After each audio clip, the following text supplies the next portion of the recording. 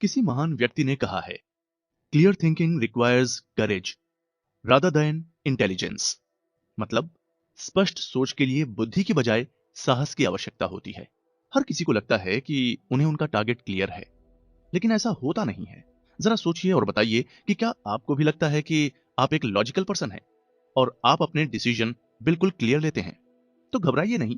असल में हम सबको ऐसा लगता है, पर सच तो यह है कि हम अपने ज्यादातर डिसीजन इमोशनली लेते हैं। मतलब, बिना सोचे समझे लेते हैं। पहले के डिसीजन जो हमने लिए हैं या पहले जो भी चीजें हमारे साथ हुई हैं, उनसे बायस्ड होकर हम अपने नए डिसीजन लेते हैं और हमें ऐसा लगता है कि यह डिसीजन बिल्कुल सही है। हमारी डिसीजन मेकिंग प्रोसेस इतनी खराब है कि इस किताब में रॉल्फ डॉबेली ने अलग अलग तरीके की बहुत सारी बाइसेस को समझाया है और ये बताया है कि कैसे ये अलग अलग बाइसेस हमारे अलग अलग डिसीजन को इफेक्ट कर रही है। और इन्हीं बाइसेस के चलते हम लगातार गलत डिसीजन लेते हैं और हमें लगता है कि हमारे डिसीजंस बिल्कुल सही हैं। रॉल्फ डॉबेली ने इस बुक में बताया है कि किस तरीके से हम इन बाइसेस से निकलकर सही डिसीजन ले सकते हैं, जो एक्चुअली में हमारे टारगेट को बिल्कुल क्लियर बना देगा।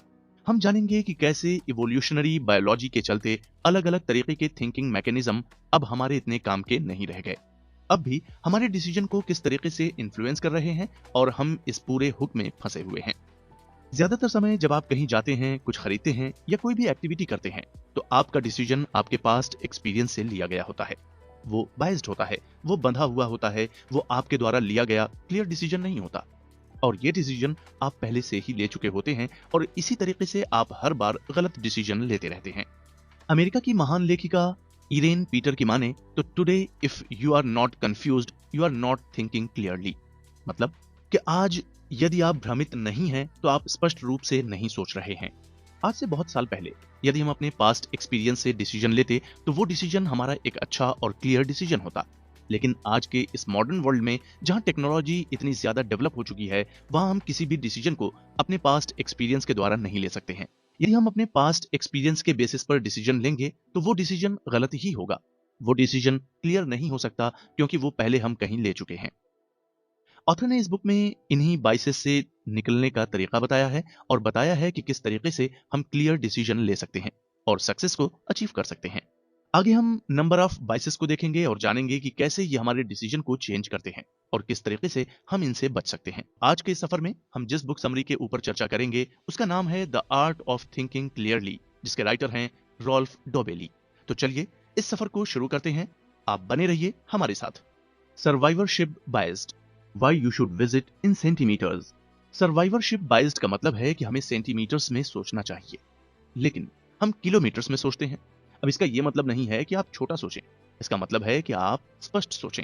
ऑथर कहते हैं कि हमें लगता है कि सब कुछ बहुत सरल है, सब कुछ बहुत आसान है और हम इसे बहुत आसानी से कर सकते हैं, लेकिन आप एक बार में इतना बड़ा मत सोचें। ऑथर कहते हैं कि आप प्रैक्टिकली सोचो और आप बायस्ड होकर मत सोचो। सर्वाइवरशिप बायस से ऑथर कहते हैं कि हम किसी व्यक्ति को टीवी में देखते हैं या किसी प्लेटफॉर्म में देखते हैं और अपनी सक्सेस की प्रोबेबिलिटी को बहुत इंक्रीज कर लेते हैं। अब इसका मतलब ये नहीं है कि आप उसके जैसा बड़ा ना सोचें। लेखक के हिसाब से आप प्रैक्टिकल सोचें। उस व्यक्ति ने सक्सेस को अचीव किया है, इसीलिए वो बड़ी बातें कर रहा है। लेकिन आपको बड़ा अचीव करने के लिए सबसे पहले प्रैक्टिकल ही सोचना होगा। जरा सोचिए, यदि कोई सक्सेसफुल व्यक्ति आपके पास आता है और वो आपको कहता है कि आप सक्सेसफुल हो जाएंगे, तो इससे आपकी सक्सेस होने की प्रोबेबिलिटी कैसे बढ़ सकती है?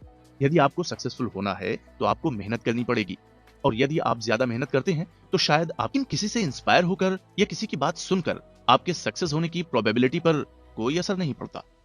रॉल्फ डॉबेली कहते हैं कि यदि आप मेहनत कर रहे हैं तो आपके सक्सेस होने की प्रोबेबिलिटी कुछ पॉइंट फ्रैक्शनल में है, और हो सकता है कि आप सक्सेसफुल ना हो और आगे चलकर उन लोगों की तरह दफन हो जाओ जो लोग ये चीज कर रहे थे लेकिन वो कुछ नहीं कर पाए। ऑथर के हिसाब से यदि आप किसी काम को करते हैं तो आपको उस चीज में सफल लोगों को बस नहीं देखना चाहिए, आपको उस चीज में असफल लोगों की स्टोरी को भी देखना चाहिए, ताकि आपको पता चलेगा कि उन्होंने क्या गलतियां की। साथ ही साथ यदि आप असफल लोगों को देखेंगे तो आपको पता चलेगा कि यदि आप असफल भी हो जाते हैं, आप सक्सेसफुल नहीं होते हैं, तो भी आप किस तरीके से अपने नॉलेज को यूटिलाइज कर सकते हैं। लेकिन आज के इस मॉडर्न वर्ल्ड में लोग सिर्फ सक्सेसफुल लोगों को ही देखना चाहते हैं, और फिर जब भी वो अनसक्सेसफुल हो जाते हैं तो उन्हें बहुत बुरा लगता है। और इसका सबसे बड़ा रीजन यही है कि वो सिर्फ सक्सेसफुल लोगों को ही देखते हैं।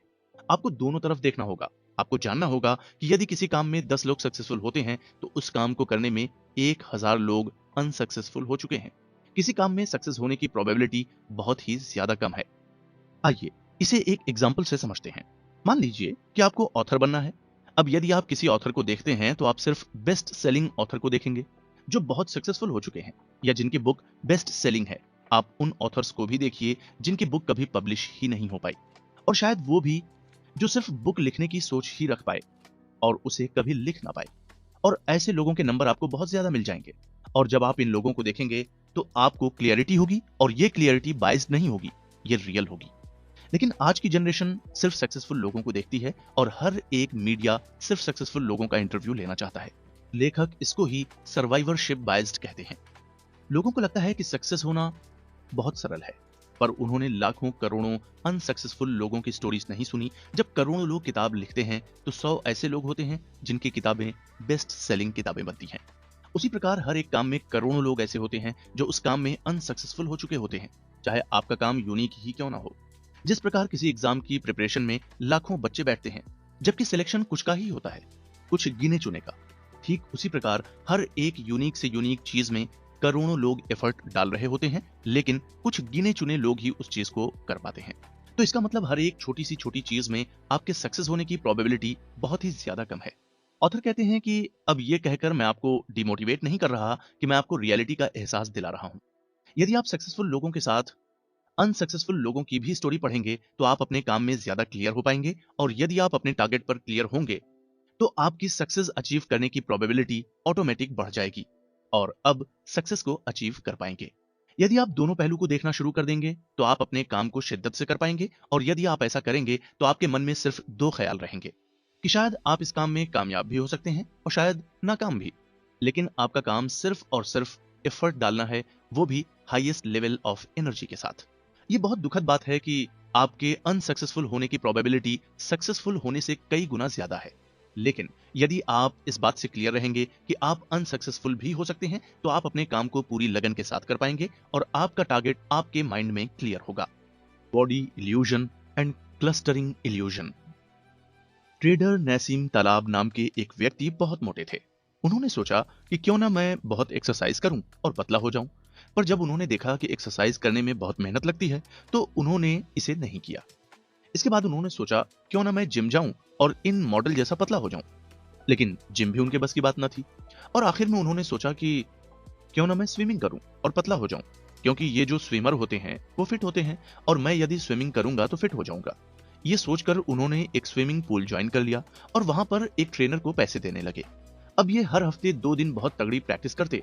इन्होंने कुछ महीने प्रैक्टिस की और फिर समझ आया कि ये स्विमिंग से वो फिट नहीं हो रहे हैं। ऐसा आखिर क्यों हुआ? इसके पीछे का कारण जब इन्होंने पता किया तो पता चला कि ये जो स्विमर है वो इतने फिट हैं, ये फिट इसलिए हैं क्योंकि उन्होंने पहले से बहुत सारी एक्सरसाइज की है और ये जिम भी करते हैं। अब इनको ये बात समझ में आ गई थी कि ये सिर्फ इनका इल्यूजन था कि स्विमिंग करने से फिट हो जाएंगे। ऑथर कहते हैं कि इसी प्रकार हर एक वुमन को पता है कि मार्केट में बिकने वाली क्रीम लगाकर वो ज्यादा अच्छी नहीं दिखेंगी, वो सिर्फ कुछ ही टाइम के लिए है, और इनका ऐड करने वाली मॉडल इसलिए अच्छी दिखती हैं क्योंकि वो पहले से अच्छी दिखती हैं। यही कारण है कि वे इसका ऐड कर रही हैं। इसके बावजूद हम उन क्रीम को लगाते हैं और इल्यूजन में फंसे रहते हैं क्योंकि हमारे डिसीजन बायस्ड हो गए हैं। अब जैसे हार्वर्ड यूनिवर्सिटी सबसे बेस्ट यूनिवर्सिटी है और वहां के स्टूडेंट काफी बड़े बड़े पोस्ट में जाते हैं, लेकिन हमें नहीं पता कि वहां ऐसा क्या है कि वो यूनिवर्सिटी बेस्ट है। क्या वहां पर बहुत अच्छी पढ़ाई होती है, या फिर वहां पर पहले से पढ़ने वाले स्टूडेंट जाते हैं, बहुत पढ़ने वाले, या वहां का खाना अच्छा है।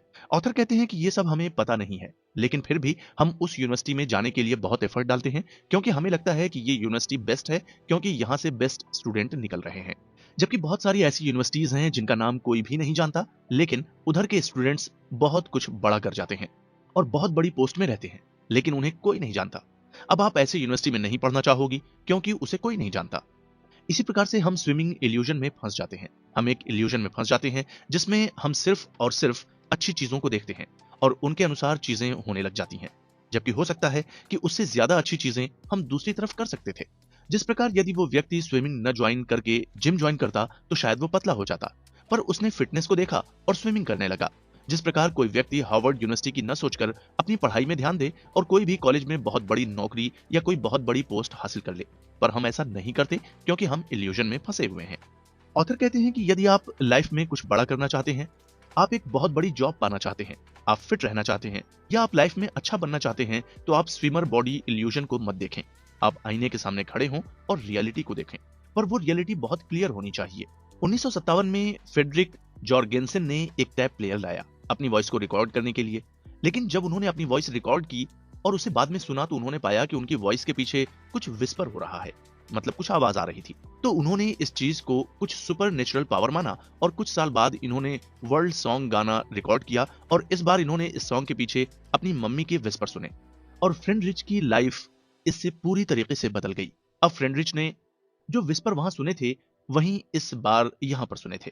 मतलब पहले भी उनकी मम्मी की ही आवाज थी उनके पीछे, लेकिन उनके मन में एक इल्यूजन था कि उनका गाना कोई सुपर नेचुरल पावर से रिकॉर्ड हुआ है, और इसके चलते वो फेमस हो गए, जबकि ऐसा बिल्कुल भी नहीं था। 1994 में डायना डाइसर एक टोस्ट को खाकर एक प्लेट में रखती हैं, और उन्होंने टोस्ट को थोड़ा सा ही खाया था, तभी उन्होंने देखा कि प्लेट में उन्हें एक वर्जिन लेडी का चेहरा दिख रहा है, और फिर उन्होंने उस टोस्ट को नहीं खाया और स्टोर करके रख लिया। 2004 में जब उन्होंने उस टोस्ट को बेचा, तो वो $28,000 में बिका। इसी तरीके से एक बार मैक्सिको में एक लेडी को जॉर्जियस दिखे, और उसने ये बात सबको बताई। अब 2 साल तक लोग उस लेडी से मिलने आते थे, क्योंकि उन्हें लगता था कि इस लेडी को जॉर्जियंस दिखे हैं। ऑथर कहते हैं कि हम इसी प्रकार चीजें देखते रहते हैं और नए नए ऑब्जर्वेशन इकट्ठे करके एक इल्यूजन बना लेते हैं, और सबके मन में ये इल्यूजन क्रिएट कर देते हैं। इसी प्रकार जब हम किसी प्रोडक्ट को खरीदते हैं, तो उसके पीछे हमारा कोई इल्यूजन रहता है और कोई स्टोरी रहती है, और हम उस प्रोडक्ट को जल्द से जल्द खरीद लेते हैं, जबकि वो प्रोडक्ट बहुत बार अच्छा नहीं होता, फिर भी उस प्रोडक्ट को खरीदते हैं क्योंकि उसके पीछे हमने कोई स्टोरी बना ली है, एक इल्यूजन क्रिएट कर दिया है जो हमारे ब्रेन को ट्रिगर कर रहा है। असल में ऐसा कुछ भी नहीं होता। ये एक ह्यूमन टेंडेंसी है कि हम किसी भी चीज के पीछे स्टोरी क्रिएट कर लेते हैं और उस स्टोरी में रहना पसंद होता है, जिसके कारण हम कुछ भी चीज कर सकते हैं और हम करते भी हैं। भानगढ़ में एक किला है जहां पर लोगों का मानना है कि यहाँ भूत रहते हैं, इसलिए वो किला 6 बजे के बाद बंद कर दिया जाता है। अब जब वहां पर लोग घूमने जाते हैं, तो लोगों को लगता है कि यहाँ पर एक नेगेटिव एनर्जी है और उन्हें वो एनर्जी फील होती है, जबकि ऐसा कुछ भी नहीं है।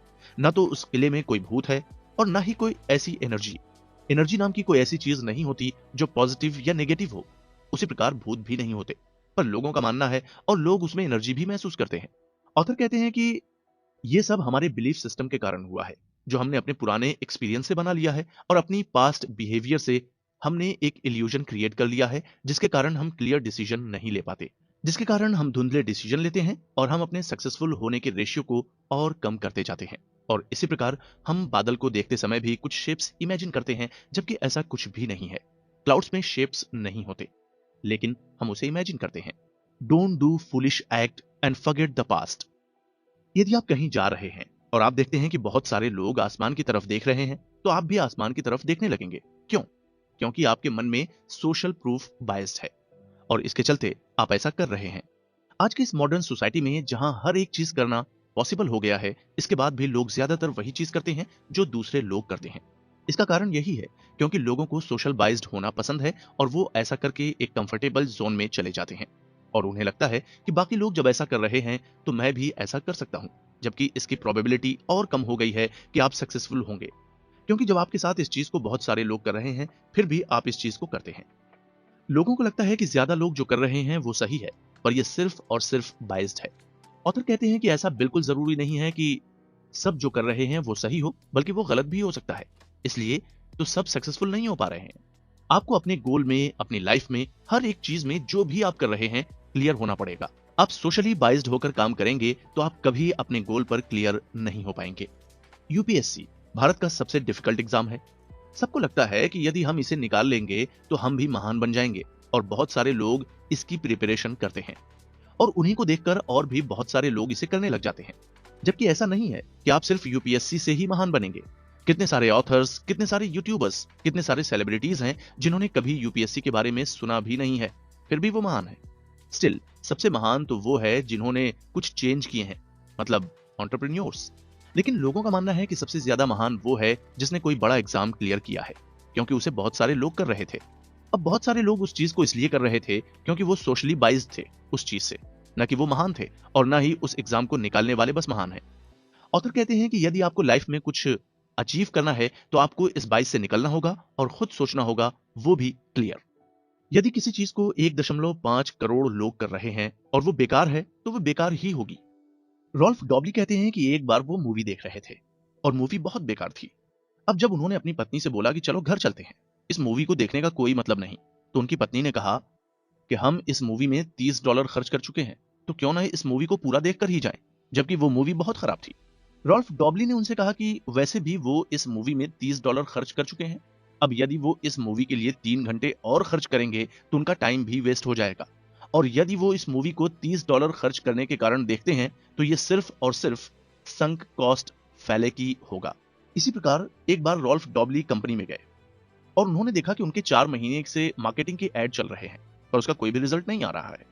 अब उनके एम्प्लॉय का कहना था कि यदि हम इन ऐड को रोकते हैं तो हमारा काफी घाटा हो जाएगा, क्योंकि 4 महीने से हमारे जो ऐड चल रहे हैं यदि और टाइम तक चलते तो शायद हमें अच्छे रिजल्ट देखने को मिल सकते हैं और हम काफी आगे आ चुके हैं।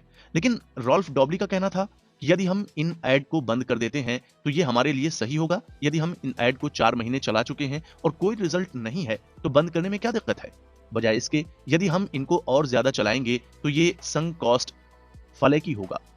संक कॉस्ट फैलेकी से ऑथर का कहना है कि हम बहुत बार अपनी बहुत सारी एनर्जी और बहुत सारा टाइम या पैसा किसी चीज पर वेस्ट कर देते हैं और बाद में हमें लगता है कि यदि हम अब इस चीज को छोड़ देंगे तो हम गलत कर देंगे और हमें इसे आगे करना चाहिए, जबकि ऐसा बिल्कुल भी नहीं है। यदि हम उस चीज को छोड़ देते हैं तो वो ज्यादा अच्छी चीज होगी, उस चीज को कंटिन्यू करना संक कॉस्ट फैलेसी होगा।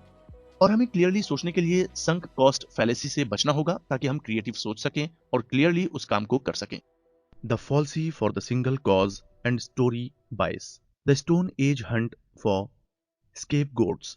रॉल्फ डॉबेली के अनुसार मॉडर्न वर्ल्ड हमेशा किसी एक कॉज को ढूंढता है जिसको वो पूरा ब्लेम कर सके। हाँ, इस धारणा बैठने के पीछे भी काफी कारण है, लेकिन ये धारणा लोगों के मन में बैठ गई है और वे अपने आप को सेटिस्फाई कर सकें, इसी कारण सब कुछ हुआ है। लोगों के मन में एक धारणा बैठ गई है, वो ये कि किसी चीज का जिम्मेदार कोई एक इंडिविजुअल होगा। वो किसी भी चीज को किसी एक चीज से जज कर लेते हैं, जबकि किसी एक चीज के फेल होने का रीजन बहुत सारे हो सकते हैं, बहुत सारे कारण हो सकते हैं जिसके कारण ये चीज फेल हो गई, लेकिन लोग किसी एक चीज को लेकर उसे ब्लेम करने लग जाते हैं।